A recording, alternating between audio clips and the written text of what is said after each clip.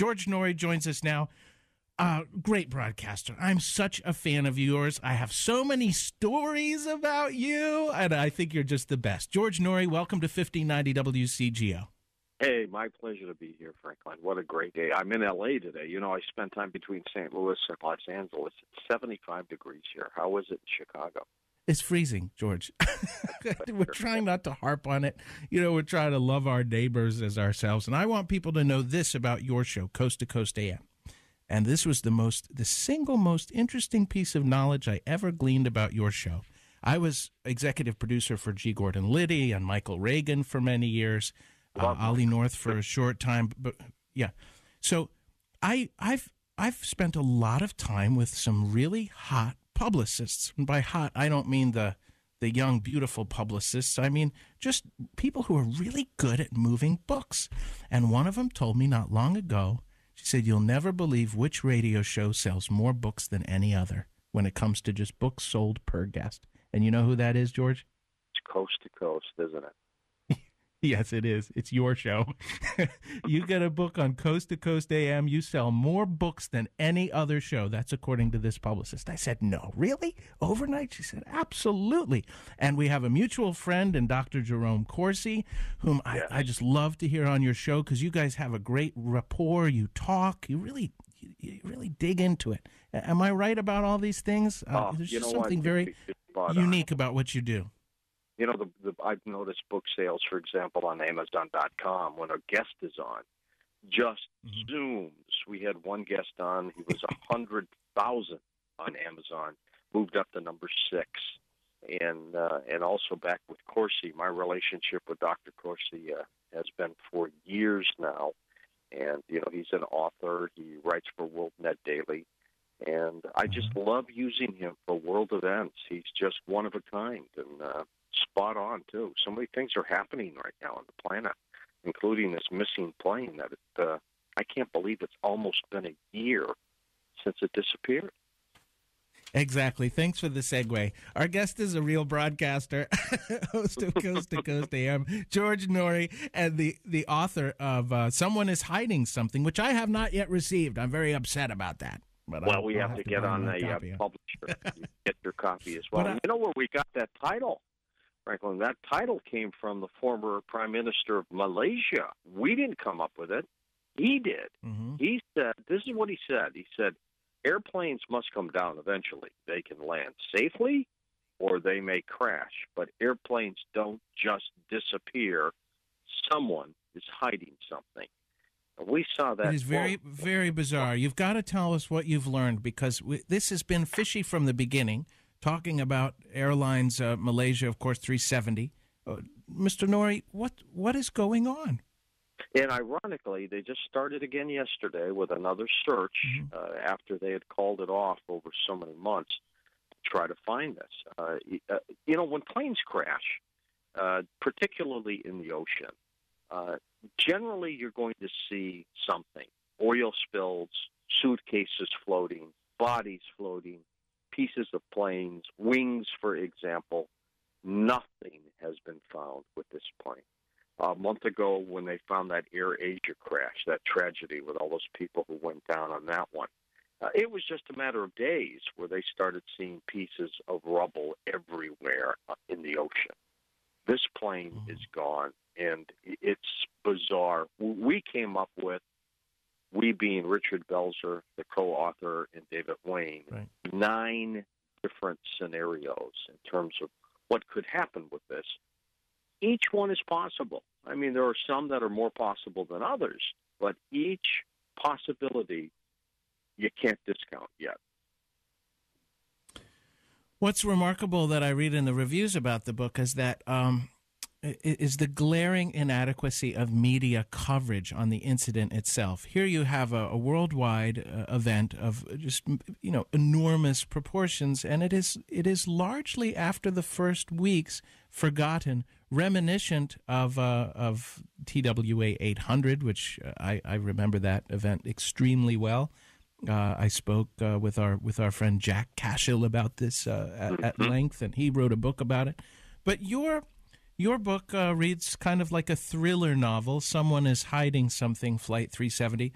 but it also contains enormous amount of facts that nobody seems to have been exposed to in the, not weeks, but months after the event. And I was hoping you could sort of take us through some of those and some of the indicators you have for your most likely real scenarios as to the disappearance of 370. Let me throw out the possibilities, and then we'll digest them pretty quickly for you. One is weather. 2 is a hijacking. 3, that there was a pilot terrorist activity or suicide. 4, mechanical malfunction, maybe a fire in the cockpit, something like that. 5, and this is where I come in, aliens or other extraordinary means. 6, that it might have been shot down by a missile, intentional or otherwise. 7, sabotage, some kind of terrorist activity. 8, advanced technologies, which we'll talk about. And 9, it's landed somewhere, maybe on a U.S. military base in Diego Garcia. Now, each one is possible. There are some that are more possible than others, obviously. When you think about the possibility of this craft was gobbled up by a huge UFO, well, you know what? That's kind of way out there. It's like my show. But that's way out there. But, at the same time, George, we have this very, very indisputable knowledge of this famous JAL flight near Alaska. I don't remember exactly where. I haven't looked into this in over 2 decades, I believe. But an extraordinary incident also caught on radar of a sighting of what was clearly a UFO, whether it wasn't a ship from outer space. You're familiar with the incident itself. I believe it was a Japan Airlines flight to LAX. Which involved the chasing of a jumbo jet. Are you familiar with the incident? Absolutely. I mean, we've had all kinds of stories. An Iranian pilot had to chase a UFO. Other pilots have done the same thing, either trying to get away or chasing them. So those are all possible. And those are only the pilots that risk their career and laughter at the bar for the rest of their lives for using their skills to identify exactly what they saw. But tell us, George Noory, about advanced technology. What does that mean with respect to Flight 370 and your book, Someone is Hiding Something? The late Nikola Tesla was working on advanced systems, pulse lasers, pulse electromagnetic weaponry, which had the ability, when you just aimed it at a plane, you could take them down. And, they were doing this for defensive purposes. Is it possible that we have this kind of advanced technology now and that it was turned on in that area and it accidentally took the plane down? Or maybe, as cruel as some of them may be, they tested it on a plane and said, let's see what we can do with this one. And down it went. But there is advanced technology that we have been working on, we as a planet, and it's possible that that could have been something that contributed to it. The logical, first of all, the weather one. Weather was good in that area. Weather was bad during this Air Asia crash a month ago. So we kind of discount weather, even though it's a possibility. The hijacking, that's entirely possible. There were 2 passports stolen years ago that somehow showed up as people being on that plane. That's strange all by itself. So that's that possibility. The pilot and the co-pilot, one or both, did they try to commit suicide? Is that possible? Sure.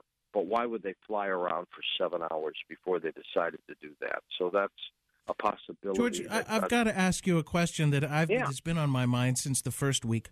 Why does the flight, and I'm a sailor, I'm an offshore yachtsman, so what is really bizarre to me is how come I have equipment on my smallest little tiny 40-foot sailboat that can tell me where I am, where another vessel is, help guide me at night. I have an emergency position indicating radio beacon, at least one. Sometimes I have 2. I rent one when I go offshore. Everybody knows where I am all the time if there's an emergency. Why is it that this plane seems to have so-called fallen off the radar, and B, that the flight pattern at the time of the crash seems to have been commensurate with a control scenario where they sort of seem to have wanted to avoid detection? Or am I wrong, George? No, you're right.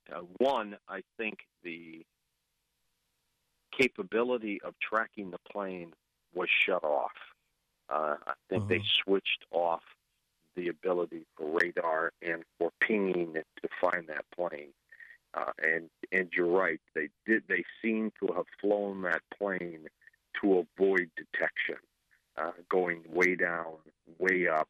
The way up, people think and theorize, was to kill off all the people in the plane, and just to suffocate them. But it's very strange. There were some witnesses who saw a plane flying very low. There was a fisherman who thought that he saw a plane on fire, and nobody has yet to really investigate that or the area that he claims it went down. Could very well be down that way. The ironic part, again, about all this is there should be remnants. There should be pieces. There should be something. They have scoured this planet with the biggest air search in history, and they have come up with nothing. But, again, so back to that suicide scenario, I don't think that's it. Possible, but you don't fly around for 7 hours trying to avoid detection that way. Was there a malfunction? Possibly, but I think the plane would have gone right down. Again, it wouldn't have flown around. So I come back to my aliens and other means. And one, of course, was it gobbled up by a huge UFO? Or two, has this plane somehow flown into like a Bermuda Triangle and merely disappeared into a time warp? This is a weird universe, and we're discovering strange things all the time. I mean, wormholes. What we do know, I know that it is extremely well written, which I think is always nice when you have a fascinating topic and you know how to write. Richard Belzer and David Wayne and you, George Noory, have written a book that I can tell is really fun to read. So that makes it really cool, too. The name of the book is Someone is Hiding Something, What Happened to Malaysia Airlines Flight 370.